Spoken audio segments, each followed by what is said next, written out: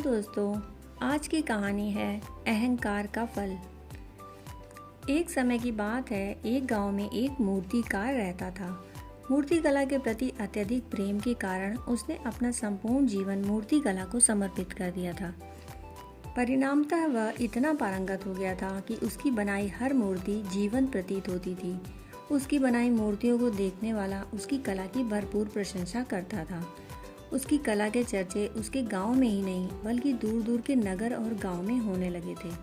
ऐसी स्थिति में जैसा सामान्यतः होता है वैसा ही उस मूर्तिकार के साथ भी हुआ। उसके भीतर अहंकार की भावना जागृत हो गई। वह स्वयं को सर्वश्रेष्ठ मूर्तिकार मानने लगा। उम्र बढ़ने के साथ जब उसका अंत समय निकट आने लगा तो वह मृत्यु से बचने की युक्ति सोचने लगा। वह किसी भी तरह स्वयं को यमदूत की दृष्टि से बचाना चाहता था ताकि वह उसके प्राण ना हर सके। अंततः उसको एक युक्ति सूझ गई। उसने अपनी बेमिसाल मूर्तिकला का प्रदर्शन करते हुए 10 मूर्तियों का निर्माण किया। वे सभी मूर्तियां दिखने में हूबहू उसके समान ही थीं। निर्मित होने के पश्चात सभी मूर्तियां इतनी जीवंत प्रतीत होने लगीं कि मूर्तियों और मूर्तिकार में कोई अंतर ही न रहा। मूर्तिकार उन मूर्तियों के मध्य जाकर बैठ गया। युक्ति अनुसार यमदूत का उसे इन मूर्तियों के मध्य पहचान पाना असंभव था। उसकी युक्ति कारगर भी सिद्ध हुई। जब यमदूत उसके प्राण हरने आया तो 11 एक तरह की मूर्तियों को देख चकित रह गया। वह उन मूर्तियों में अंतर कर पाने में असमर्थ था, किंतु उसे ज्ञात था कि इन्हीं मूर्तियों के मध्य मूर्तिकार छुपा बैठा है। मूर्तिकार के प्राण हरने के लिए उसकी पहचान आवश्यक थी।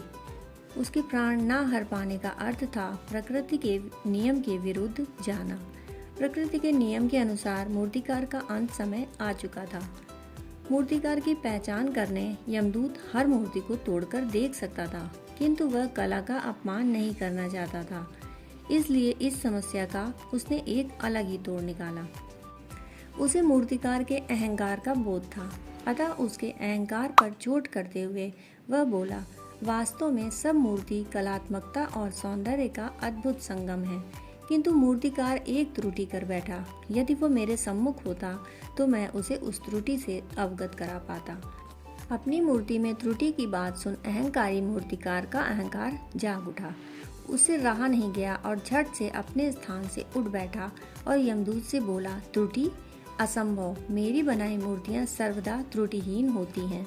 यमदूत की युक्ति काम कर चुकी थी। उसने मूर्तिकार को पकड़ लिया और बोला, बेजान मूर्तियां बोला नहीं करती और तुम बोल पड़े। यही तुम्हारी त्रुटि है कि अपने अहंकार पर तुम्हारा कोई बस नहीं। यमदूत मूर्तिकार के प्राण हर यमलोक वापस चला गया। अहंकार विनाश का कारण बना, इसलिए अहंकार को कभी भी खुद पर हावी न होने दें।